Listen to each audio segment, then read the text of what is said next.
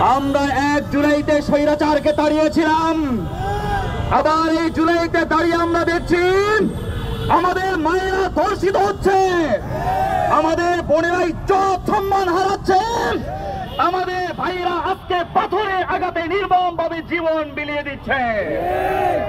আমরা এইটা দেখার জন্য আন্দোলন করি নাই, এইটা দেখার জন্য জুলাই বিপ্লব করি নাই, এই চিত্র দেখার জন্য স্বৈরাচারকে 1400 জীবনের বিনিময়ে বাংলাদেশকে তাড়াই নাই, ঠিক কিনা বলেন?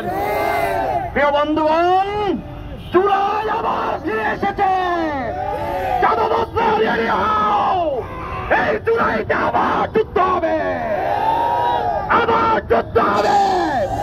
এই জুলাইতে হয়তো চাঁদাবাজরা জিতবে, নয়তো এই দেশের শান্তিকামী মানুষ জিতবে, ঠিক কিনা বলেন? প্রিয় বন্ধুগণ, আমরা দেখেছি ভোলাতে চাঁদা না পেয়ে স্বামীর সামনে স্ত্রীকে দর্শন করা হয়েছে।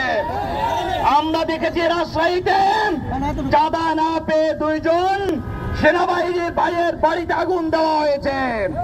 আমরা গতকালকে দেখেছি মিটফোর্ডে আইয়ামে জাহিলিয়াতের ঘটনাকেও হার মানিয়েছে।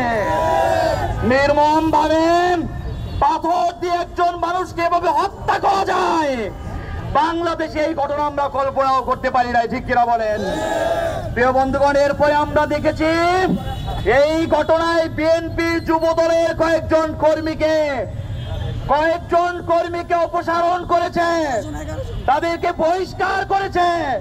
অতএব বুঝা গেছে এই দোষের সঙ্গে কারা জড়িত আছে। আমরা বলতে চাই হাসিনা যেই পথে গেছে, চাঁদাবাজরাও সেই পথে পালাতে হবে।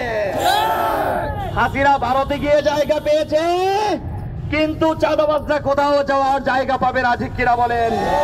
প্রিয় বন্ধুগণ, তারা যদি মনে করে থাকে আগামীতে তারা ক্ষমতায় আসবে, আগামীতে আবার ক্ষমতায় এসে দেশকে অস্থিতিশীল করবে, এই দেশের মানুষ তার হতে দেবে না, ঠিক কিনা বলেন? প্রিয় বন্ধুগণ, আমরা এই ঘটনা সহ মিটফোর্ডের এই পরিকল্পিত হত্যাকাণ্ড সহ বাংলাদেশের যত দুষ্কৃতিকারীরা করছে তার বিরুদ্ধে আমরা তীব্র প্রতিবাদ জানাচ্ছি।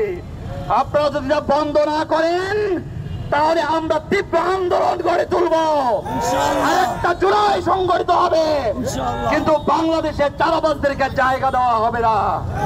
অতএব আমাদেরকে ঐক্যবদ্ধ থাকতে হবে, জুলাইয়ের সমস্ত শক্তি ঐক্যবদ্ধ থাকতে হবে।